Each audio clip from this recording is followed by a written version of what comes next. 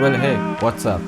So 2022 has already started and Qualcomm has already announced its latest flagship processor, the Snapdragon 8 Gen 1, and it is enormously powerful processor. And the smartphones like the Xiaomi 12 series, Realme GT2 Pro and the OnePlus 10 Pro are already being rolled out by the companies with the Qualcomm's latest flagship processor. But not everyone is happy with the processor. Let me tell you why. So the major problem with the Snapdragon 8 Gen 1 is that it heats a lot and it throttles a lot. So the Snapdragon 8 Gen 1 is based on 4nm fabrication process and it has a lot of transistor compared to the last version. So it dissipates a lot of heat, and due to that heat it throttles a lot. And do you know why it heats a lot and throttles a lot? Thanks to Beebom for telling this thing, that why Snapdragon 8 Gen 1 throttles and heats a lot. The primary reason or the only reason for that is Samsung. As you know that this Qualcomm and Apple and MediaTek, these only designs the chip. That means the Snapdragon does not manufacture the processor by themselves. They just make a design, they decide the fabrication process, they decide which fabrication process to be used and which cores to be used, whether it be cryo cores or cortex cores. So Snapdragon designs their chip only, they do not manufacture their chip. And the biggest semiconductor manufacturing company, or you can say processor manufacturing company, is TSMC, Taiwan Semiconductor Manufacturing Company.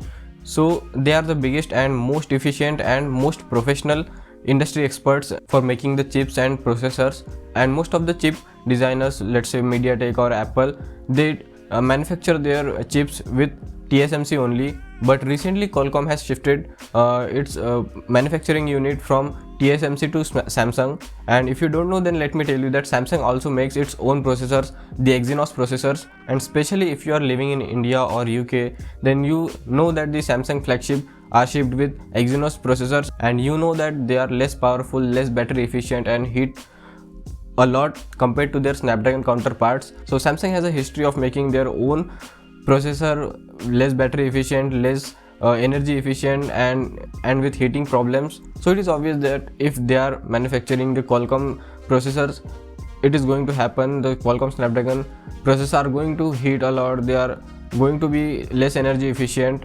So this is the single most and the biggest reason why the Snapdragon processor are heating a lot. Now you may ask a question that why doesn't Qualcomm shift its production from Samsung to TSMC? But it is not possible at all, because TSMC's production unit is running at its full capacity and there are some other chip designers like MediaTek and Apple.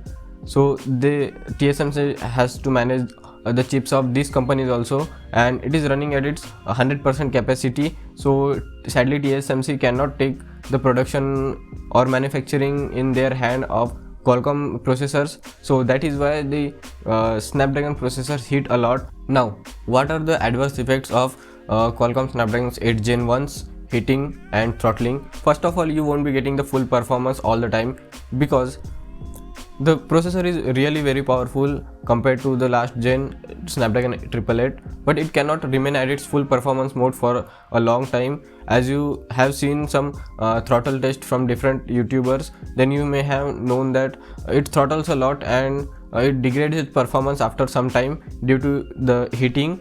So tell me in the comment section below, would you go for a processor which is not the most powerful processor but it is more consistent, or you would go for a processor which is the most powerful but it is not consistent at all? I'm sure most of you will choose the first one, and I will choose the first one also. And frankly speaking, other than emulation process, I don't think there are any other processors in our day-to-day life that we need such a powerful processor. So instead of going for Snapdragon 8 Gen 1, people will go for the 870 or MediaTek counterparts.